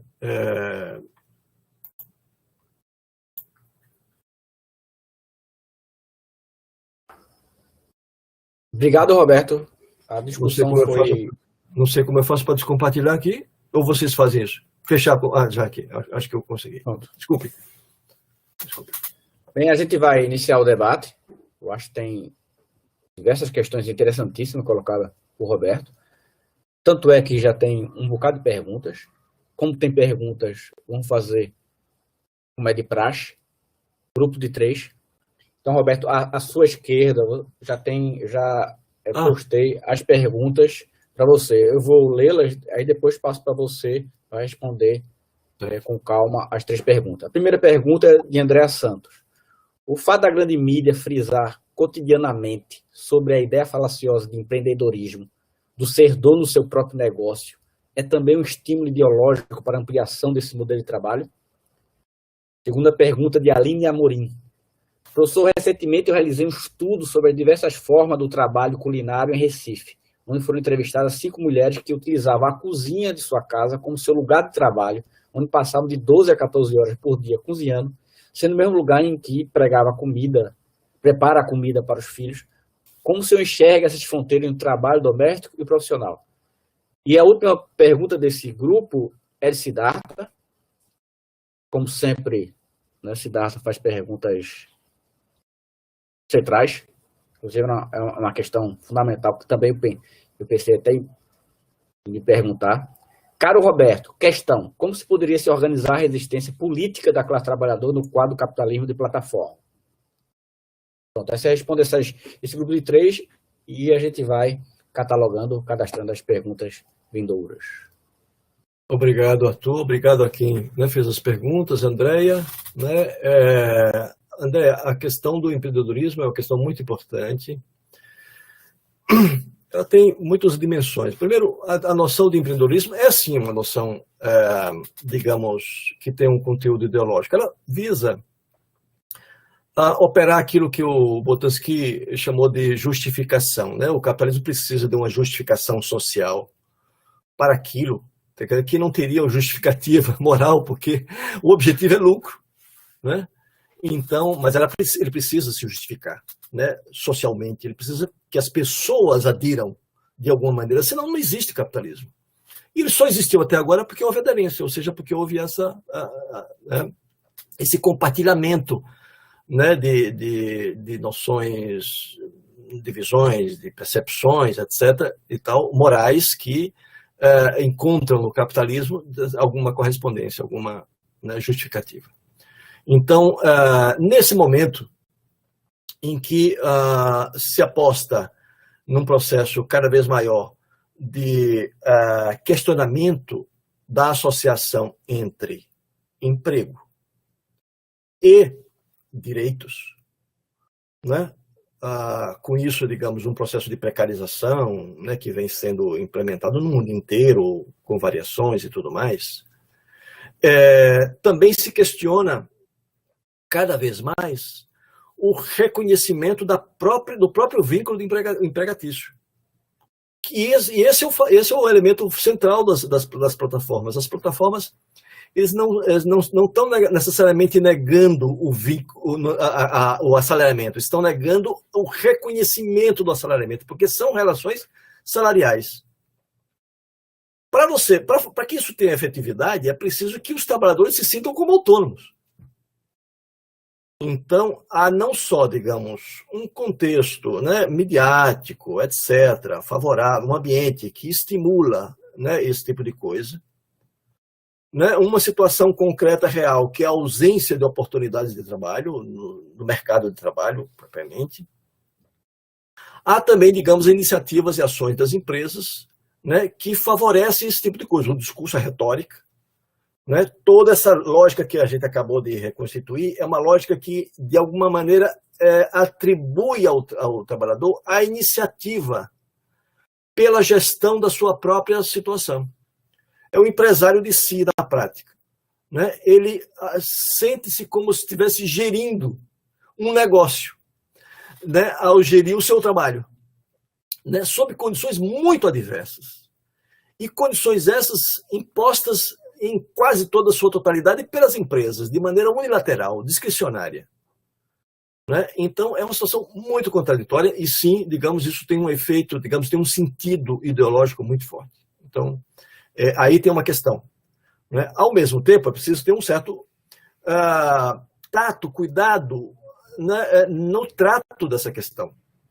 Porque as condições oferecidas pelo emprego formal, ou melhor, pelo emprego propriamente como assalariado, elas são também muito precárias, muito adversas. Então, colocar o trabalhador, você prefere isto ou aquilo, né, é uma situação, né, muito complicada. Então, é preciso que, do ponto de vista político, isso seja retomado e colocado de uma maneira, né, que se possa avançar no sentido da proteção social efetivamente, né, o que não é uma coisa fácil de fazer, especialmente num contexto como esse de correlação de força.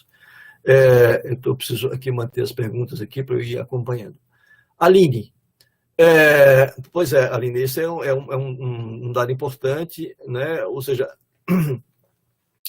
a ausência, né, de empregos no setor organizado da economia formal, né, tipicamente capitalista, nos termos em que se estabeleceu e ganhou, digamos, a um sentido mais hegemônico, né, no terrorismo-fordismo, a ausência desse tipo de oportunidade de inserção no mercado de trabalho, né, ao mesmo tempo em que são ensejadas situações como essa das plataformas, ou seja, a própria empresa, ela oportuniza a inserção das pessoas como autônomos, como empreendedores, mas, para além disso, na ausência de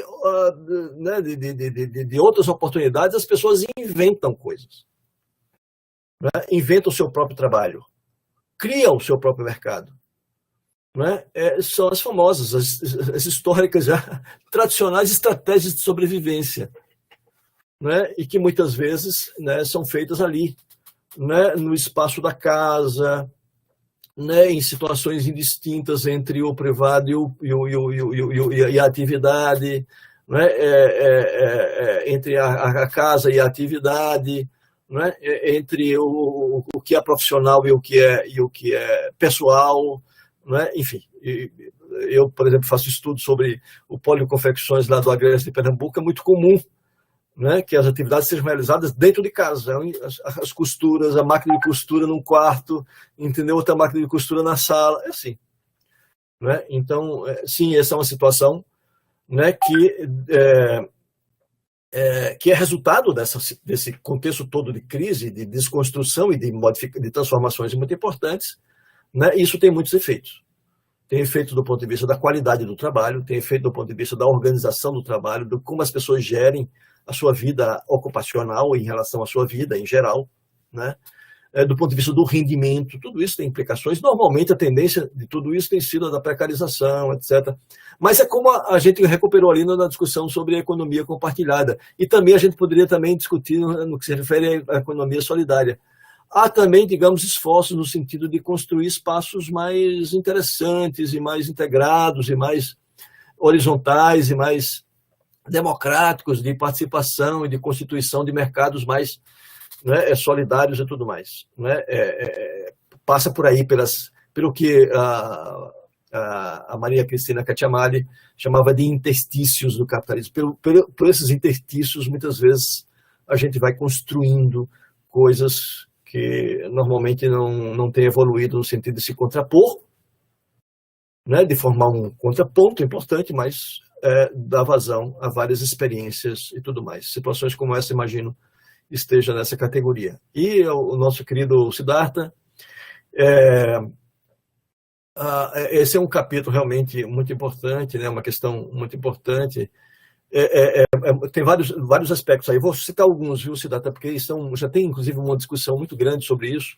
Eu vou aqui só chamar a atenção de alguns, porque, né, o tempo já não dá muito. Mas é aquele que eu estava observando da questão da jornada de trabalho. Como esses trabalhadores estão submetidos a uma situação na qual eles precisam, na gestão do seu trabalho, né, levar a jornada ao limite. Evidentemente que isso cria muitas dificuldades para que ele possa disponibilizar tempo que antes havia, né? No intervalo do almoço, no final do dia, né? No final da semana, nas férias, tempo que antes estava previsto, que é o tempo de descanso. Eu trabalho com jornadas regulares, na modalidade anterior. Agora, nessa situação toda de caos, né, de despadronização, mas levando-se às últimas consequências do esforço de ocupação, né, ou seja, da jornada, esses trabalhadores disponibilizam menos tempo. O que pode acontecer? O que pode acontecer é eles utilizarem o tempo do intervalo. Aquele tempo louco do intervalo, entre uma chamada e outra, e utilizando também das conexões virtuais, né, coisas que eles já fazem. Eles se conectam virtualmente para compartilhar coisas, inclusive ajuda mútua, né, sobre trânsito, sobre segurança, etc., mas também para discutir coisas. Então, está passando pelas redes sociais todo um debate, né, uma discussão sobre as condições de trabalho, as possibilidades de ação, a organização dos protestos passa muito por aí e tudo mais. Então, esse é um ponto importante. O outro ponto importante se refere à questão dos repertórios. E aí conecta-se com o ponto anterior, ou seja, os repertórios precisam ser modificados, precisam ser reinventados, as formas de protesto, as formas de organização, não pode ser o padrão anterior. Você imagina o que é, digamos, organizar um congresso de entregadores do final de semana. Não funciona, não vai existir, não vai ter entregador lá, né? Provavelmente. Então, as modalidades de organização e de ação coletiva têm que se adaptar e têm que acompanhar a dinâmica desses trabalhadores, né, que é completamente diferente daquela anterior. E um terceiro aspecto se refere aos sindicatos. Os sindicatos que são, apesar de todos os problemas, etc., ainda a instituição reconhecida como sendo mais, né, de referência para todo mundo. Na pesquisa que nós fizemos, a gente constatou que dos 44, 2 tinham alguma experiência sindical, mas mais da metade disse que valorizava a importância do sindicato com apoio aos protestos e tudo mais. Então tem uma abertura aí para ser trabalhado, tem toda uma discussão a ser feita sobre a relação entre sindicatos, centrais sindicais e essas ações e as organizações que eles estão criando e tudo mais, ou seja, né, é preciso haver toda uma discussão e reflexão, e já está havendo por aí, né, nesse sentido. Então, pelo menos esses 3 aspectos eu queria chamar a atenção, mas evidentemente que tem muitos outros ainda a serem considerados. Beleza, Roberto, mais uma rodada. Está chovendo perguntas e elogios. Obrigado. Primeira pergunta é de Patrícia Félix. Professor Roberto, como você analisa as experiências de ação coletiva de trabalhadoras vinculadas à modalidade de trabalho mediada por plataformas? Duas perguntas de Andréa Santos. Professor, é possível afirmar que a precarização dos trabalhadores de aplicativos aumentou em decorrência de outras empresas criadas em razão da existência dessas plataformas e da reforma trabalhista? Isto é, empresas que locam carros e motos aos motoristas sem ofertar qualquer direito, ou isso é um fenômeno global nesse segmento? E a pergunta complementar, se o tempo permitir, qual a porcentagem desses trabalhadores que são donos de seus meios de produção? Certo. Patrícia, né? Patrícia primeira. Patrícia, as experiências dos entregadores e dos motoristas de Uber têm sido muito interessantes, né? Apesar assim, de ser porque esse segmento é como cogumelo, quer dizer, ele surgiu como cogumelo, de repente, bum, né? E se formou todo um segmento que hoje são de milhões de pessoas no Brasil, né? No mundo inteiro, está por toda parte, né? Trabalhadores vinculados, e como a gente já viu naquela sessão anterior, né? As plataformas são várias. Então, não são só essas de entregadores e de motoristas. Médico, professores, né, cuidados, já tem plataforma para tudo. É claro que os segmentos que cresceram mais e ganharam mais visibilidade foram esses de entregadores e motoristas. E isso tem sido uma coisa muito importante, porque esses segmentos têm se tornado um vetor de informalização do trabalho, né? Ou seja, na entrevista que nós fizemos, a maioria das pessoas que hoje são entregadores eram empregados formais. Portanto, houve um processo de informalização, né, desses trabalhadores. E são levas e levas de novos trabalhadores informais, né, que estão aí. Então, assim, isso criou toda uma situação de uma identificação, estão se encontrando, o WhatsApp é muito importante, o Facebook, as redes sociais, eles estão se comunicando, tem surgido lideranças, a gente viu agora o caso da liderança que foi presa lá no Galo, né, que é uma figura que já ganhou uma repercussão nacional, né? Agora vai ter uma outra manifestação, teve aquela do nacional, duas em junho do ano passado, vai ter uma agora em setembro. Ou seja, eles estão ganhando ganharam uma visibilidade muito grande com a pandemia, né? E tudo isso, digamos, são elementos que têm entrado nessa elaboração política, porque vocês imaginam, não é só uma questão, ou seja, é preciso considerar que não é só uma situação objetiva que se cria, que vai gerar uma ação política, etc. É preciso haver um processamento político propriamente, é preciso haver ações, os sindicatos precisam atuar, as pessoas precisam estar discutindo, o WhatsApp precisa, de fato, ser convertido em um espaço de elaboração, de reflexão, para que se gere aí, né, uma percepção coletiva, uma visão, um entendimento, um debate, que vai formulando e ajustando, né, as formas de organização e de ação das pessoas. Os protestos têm sido interessantes. É claro que, né, estão em fase embrionária, né, mas tem sido muito importantes a continuidade disso. O problema é que as adversidades são muito grandes, né, seja do ponto de vista do próprio exercício do trabalho e das condições em que eles estão submetidos, seja do ponto de vista geral da sociedade. Nós vivemos um momento em que, como alguém já colocou ali, a reforma trabalhista é apenas um entre vários, né? Agora mesmo foi aprovada essa medida provisória 1045, né, que é uma outra mini reforma trabalhista, foi aprovada na Câmara, né, ainda vai para o Senado. Ou seja, não para de haver mudanças no plano da regulação, e melhor dizendo,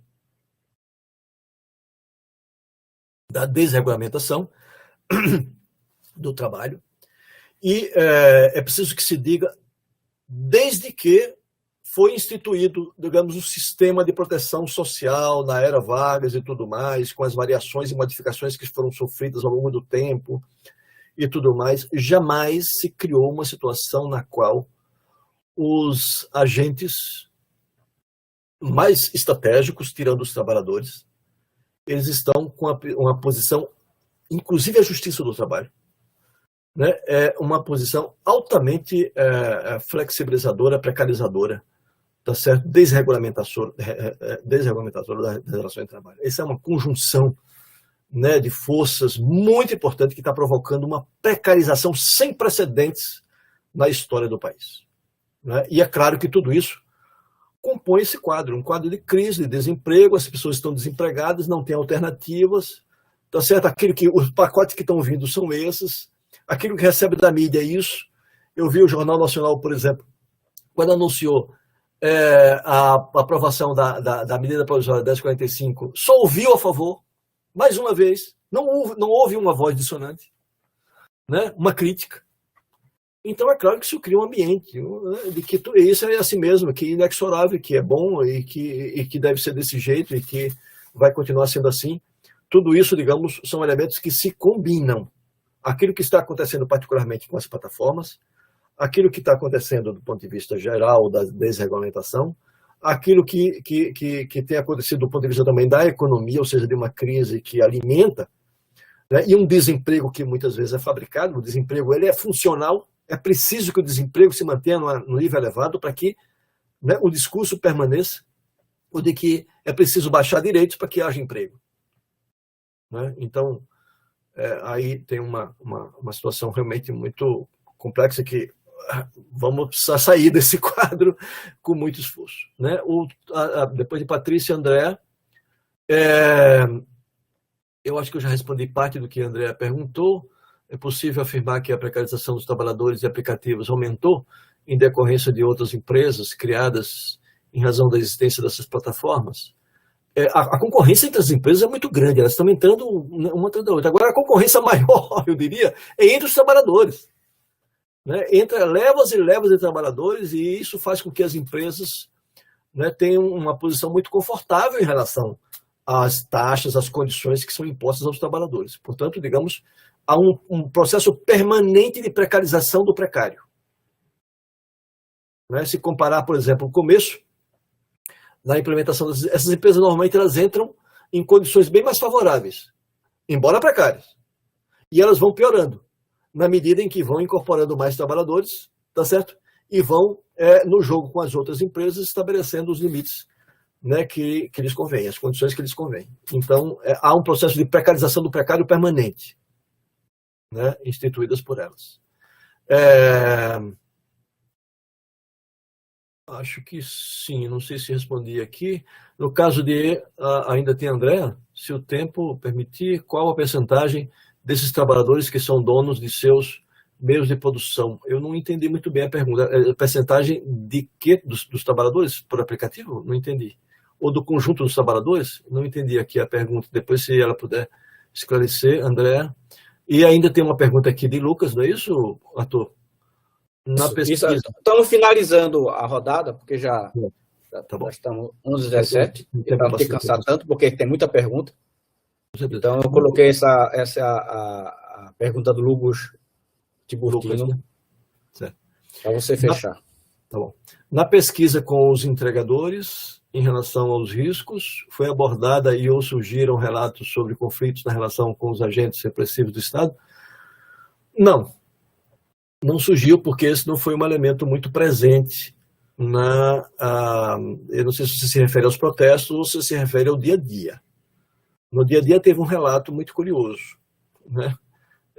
Um entregador, né, relatou que estava na praça, aguardando a chamada, né, e fumava um cigarro de maconha, que ele disse que era um usuário de cigarro de maconha. Chegou a polícia, né, e intimidou, quis intimidar. Ele segurou, reagiu, disse que é um direito dele fumar. Disse que estava esperando a chamada, que estava trabalhando, que não era vagabundo. Então, assim, claro que essas pessoas são pretas, pobres, moram em favelas, tá certo? Trabalham de bicicleta, de moto, né? Equipamentos precários. E, evidentemente, que chama a atenção de uma polícia que é formada sob uma perspectiva bastante discriminatória, né? Autoritária, com pobre, etc. Então, as abordagens no dia a dia são abordagens violentas, né? Mas não houve relatos assim, específicos sobre repressão a esses segmentos, né?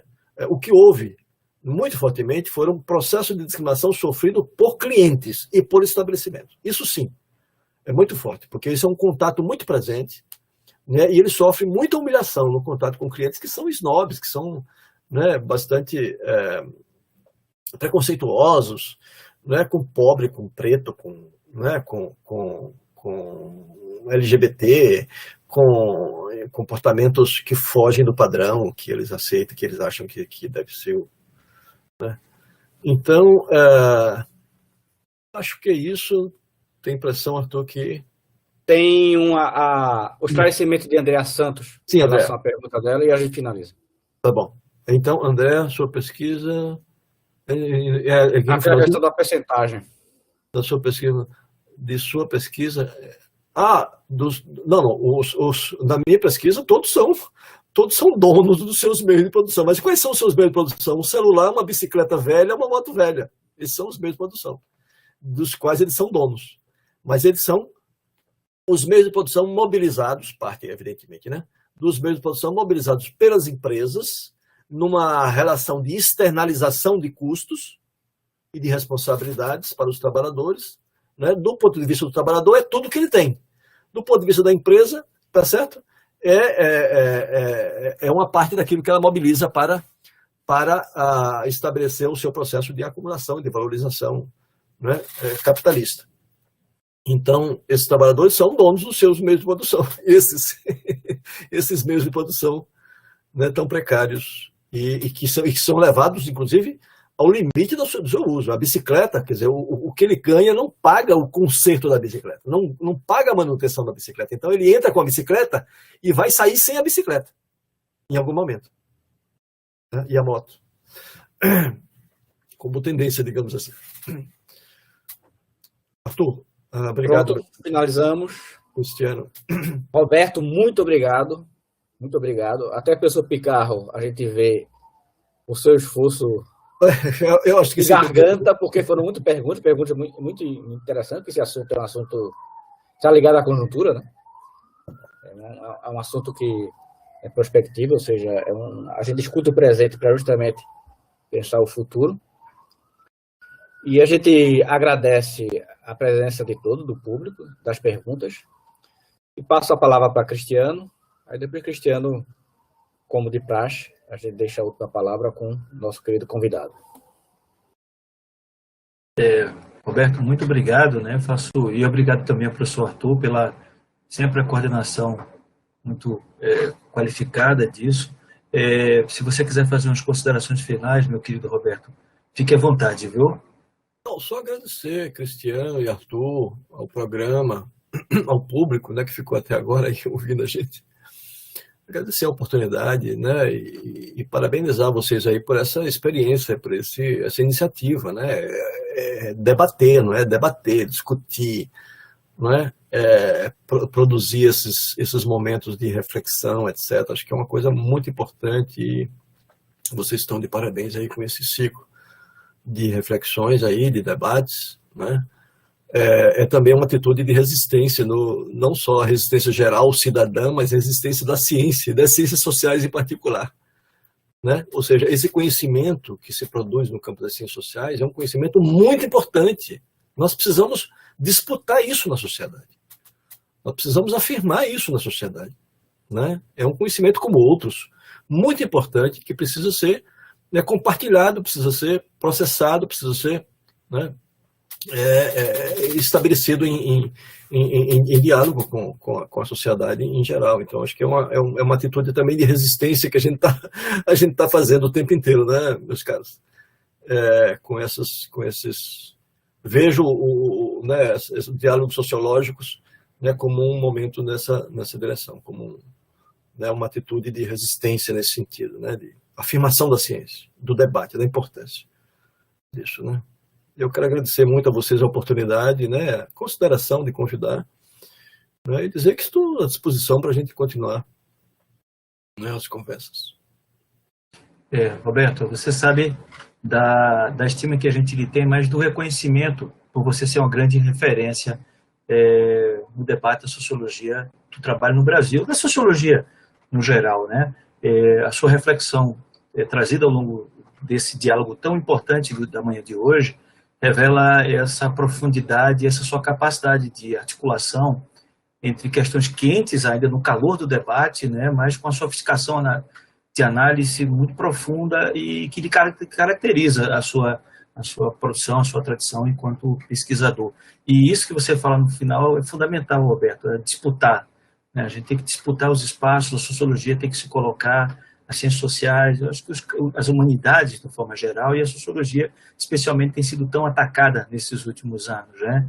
E a sua pesquisa, na verdade, é isso, né? Ela é uma pesquisa com compromisso teórico, mas eu vejo nela também um compromisso do ponto de vista também social, né? E a gente fica muito feliz a forma como você se referiu ao diálogo sociológico, que a gente teve a oportunidade ao longo desse período ouvir debates sobre feminismo negro, sobre a questão do aquecimento global, enfim, sobre várias temáticas aqui tão essenciais e necessárias à compreensão da sociedade e também da sociologia. Então, Roberto, vai nosso mais afetuoso abraço para você e um agradecimento imenso também. Quero agradecer aqui, aproveitar a oportunidade, agradecer a coordenação de audiovisual, na presença do querido Henrique aqui, sempre muito competente, solícito, e é uma parceria que a gente tem muita alegria e orgulho, né, meu querido Arthur, de manter e de tratar com os afagos necessários, viu, Henrique? Você tem a certeza disso, com os afagos merecidos.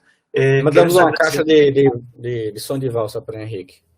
Ele não colocou ali, mas... E aquela cachaça envelhecida, meu querido Arthur, que também disse que tem sido um consumidor frequente, viu, meu caro Roberto?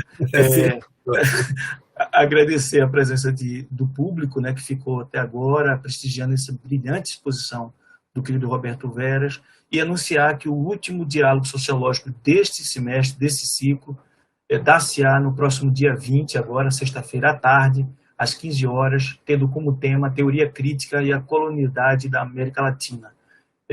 Vai ter como expositores a professora Michele Guerreiro, do Centro de Estudos Avançados da UFPE, e do nosso querido professor Paulo Henrique Martins, do PPGS.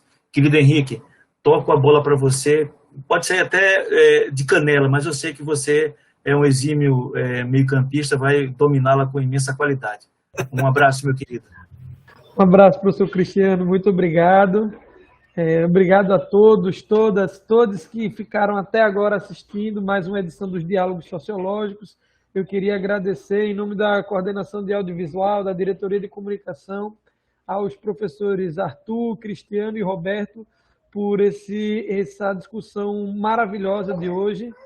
Gostaria de fazer novamente o convite para todo mundo que nos assistiu, para que também possa nos seguir aqui no YouTube, curtir a nossa página e ter acesso a outros materiais como esse. Como o professor Cristiano disse, na semana que vem nós ainda teremos mais um encontro dos diálogos sociológicos e esperamos renovar essa parceria mais para frente novamente, porque esse é um dos produtos que a gente acredita que leva ciência, que leva educação, que leva resistência para todo mundo que está assistindo. Mais uma vez, boa tarde a todos que estão aqui e a todas. Até a próxima.